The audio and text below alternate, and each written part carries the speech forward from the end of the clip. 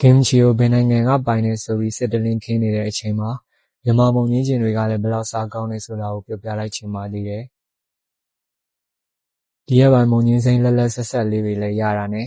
ကျွန်တော်တို့တောင်ပေါ်ဒေသရဲ့မုံညင်းကျင်တင်မီလေးကိုအားလုံးလည်းသိအောင်မျှဝေပေးလိုက်ပါတယ်။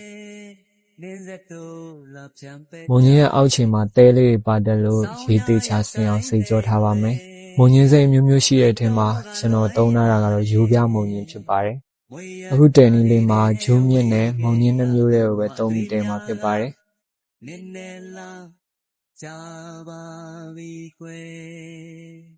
စေးကြောတက်ဆင်ထားတဲ့မုံညင်းတွေနဲ့ဂျူးမြင့်တွေကိုရေစစ်သွားတဲ့အထိနေလန်းတာပါမယ်။တော်တော်လေးနွမ်းမနေလို့ကောင်းတာကြောင့်ကျွန်တော်ကတော့နေ့တစ်ပိုင်းလောက်လန်းတာပါတယ်။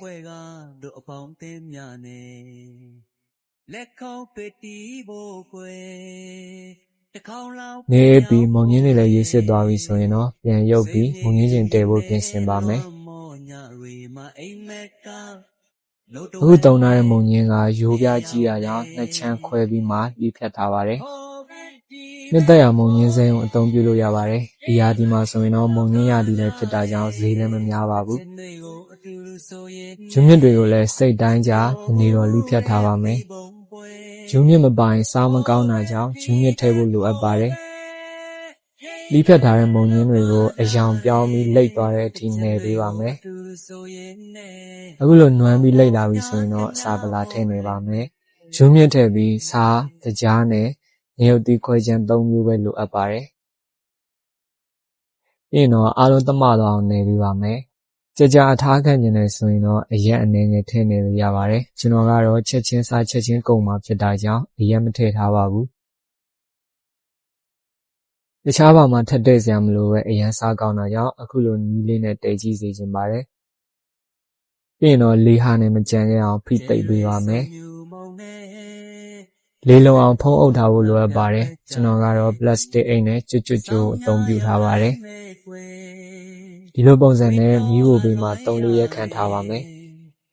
အခုလိုစောင်းရာသီဥတုအေးနေရင်တော့ရက်နေနေကြာတတ်ပါတယ်။တစ်ခါတလေနေထုတ်လန့်ပေးဖို့လည်းလိုအပ်ပါတယ်။မုံညင်းတဲတဲ့အခါအရေးကြီးဆုံးအချက်ကအိုးတန့်ရမှာဖြစ်ပြီးစီလုံးဝထိလို့မရပါဘူး။စီပင်နေတဲ့လက်စီပင်နေတဲ့ဇွန်စီပင်နေတဲ့အဝတ်တွေကိုဝေးမှထားရပါမယ်။နောက်တစ်နေ့မှာတော့ကျွန်တော်မီးမွေးရင်းနဲ့မီးစဆင်ပြီးအိပ်ပေါက်သွားတာကြောင့်တိတ်လေးနဲ့ပဲအလွယ်တကူပြန်ဖာလိုက်ပါတယ်။သုံးညသိပ်ပြီးတဲ့အခါမှာတော့စပြီးစားလို့ရတဲ့အနေအထားကိုရရှိမှာဖြစ်ပါတယ်။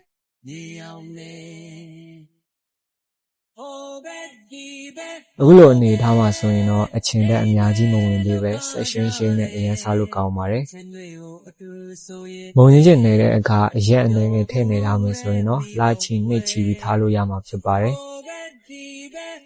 ဒါဆိုရင်တော့အရင်စားကောင်းတဲ့ရှမ်းချင်မကတရုတ်ချင်မကြတဲ့ကျွန်တော်တို့တောင်ပေါ်ဒေသရဲ့မုံညင်းကျင်လည်းရရှိပြီဖြစ်ပါတယ်။အဆုံးလေးကြည့်ရှုပေးကြတဲ့အတွက်အားလုံးကိုကျေးဇူးတင်ပါတယ်။မုံညင်းကျင်တဲ့ချက်တဲ့ဟင်းလျာတွေနဲ့အတူနောက်ရက်တွေမှာပြန်တွေ့ကြပါမယ်။ကျွန်တော်ကတော့စောအိုင်းစီပါ။